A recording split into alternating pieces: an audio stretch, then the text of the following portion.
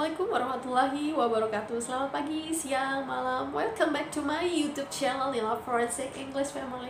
Hari ini kita akan melanjutkan diskusi kita tentang forensik, pendiri forensik, para tokoh-tokoh pejuangnya, pendiri forensik, heroes. Oke, hari ini kita akan bercerita tentang Francis Galton. Temuannya bahwa beliau membuktikan bahwa campuran normal dari distribusi normal itu adalah normal. Beliau lahir di Sparkbrook, dekat dengan Birmingham, Inggris, 16 Februari 1822 dan meninggal di 17 Januari 1911 di Greystoke House, Surrey, England, Inggris juga. Oke, dia seorang penjelajah, jalan-jalan terus ya, dan antropolog, dikenal sebagai peneliti perintis tentang kecerdasan manusia, eugenetik.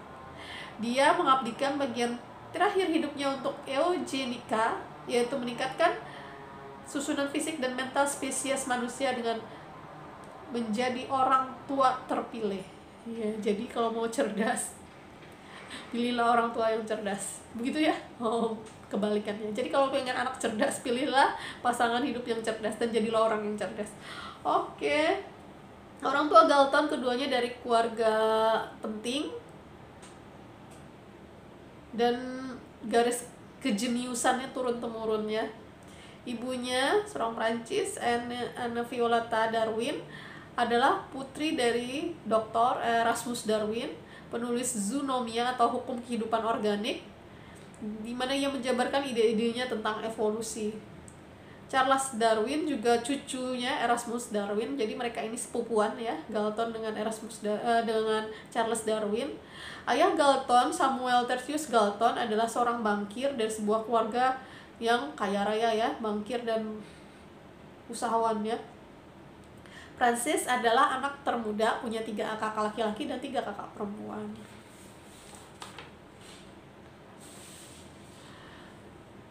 Jadi Charles Darwin setelah membaca buku Galton tadi, by Francis Galton, yang judulnya Hereditary Genius 1869, Charles Darwin menulis kepadanya berkata, "Anda telah membuat orang bertobat dalam satu hal, karena saya selalu menyatakan bahwa kecuali orang bodoh, pria tidak banyak berbeda dalam kecerdasan, hanya dalam semangat dan kerja keras."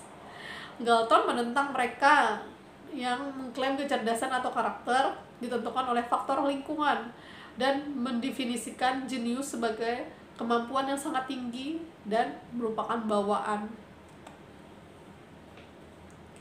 Galton dapat digambarkan sebagai pendiri eugenika. Kontribusi utamanya untuk sains terdiri dalam penyelidikan antropologisnya, terutama dalam hukum hereditas, di mana ciri khas karyanya adalah penerapan metode statistik. Pada tahun 1869, dalam Genius Hereditaire, ia berusaha membuktikan bahwa jenius terutama masalah keturunan. Dan ia menindaklanjutinya dengan banyak buku dan makalah lain tentang berbagai aspek subjek. Pada tahun 1889, Galton menerbitkan Warisan Alami, di mana disajikan sebagai ringkasan dari pekerjaan yang telah dilakukannya tentang korelasi dan regresi. Dia memberikan penjelasan yang baik tentang konsep-konsep yang telah dia perkenalkan serta teknik-teknik yang telah dia temukan.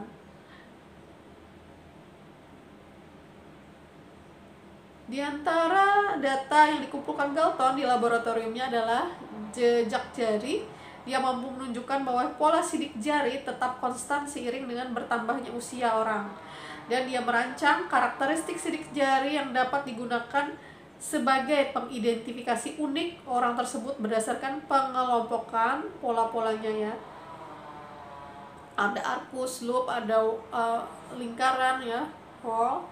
Pada topik ia menerbitkan sidik jari 1893, sidik jari kabur 1893, dan direktori sidik jari 1895.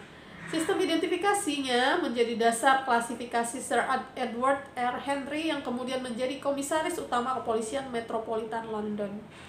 Sistem klasifikasi sidik jari Galton Henry diterbitkan bulan Juni 1900 dan mulai digunakan di Scotland Yard tahun 1901 sebagai pengidentifikasi pada catatan kriminal. Kemudian segera digunakan di seluruh dunia dalam investigasi kriminal.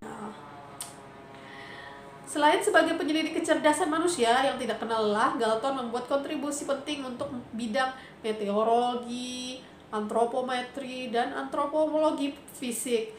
Dia menerbitkan Meteorographica dan metode pemetaan cuaca pada tahun 1863. Dia menciptakan istilah antisiklon dan menunjukkan pentingnya antisipasi cuaca. Bersamaan dengan kontribusi yang penting lainnya yang dibuat untuk meteorologi, ini menyebabkan dia dia ikut terlibat di komite pemerintahan kantor meteorologi. Galton menerima banyak penghargaan atas kontribusinya. Yang paling terkenal adalah gelar bangsawan tahun 1909. Dia memainkan peran utama dalam sains Inggris. Selain kontribusi yang disebutkan di atas, ia adalah Sekretaris Jenderal Asosiasi Inggris tahun 1863 hingga 1867 dan merupakan presiden bagian pada 4 kesempatan. Dia juga bertugas di Komite Q dari Royal Association Kesehatan yang membatasi kontribusinya. Jadi ya berhenti karena alasan kesehatan. Demikian salah satu cerita tentang pendiri forensik, ilmu forensik. Tidak hanya forensik sih, beliau multi objek. Ya, kalau kalian ingin bantu saya, silahkan di-share, di-like, and di-subscribe. Don't forget Nila Forensik English Family. Assalamualaikum warahmatullahi wabarakatuh.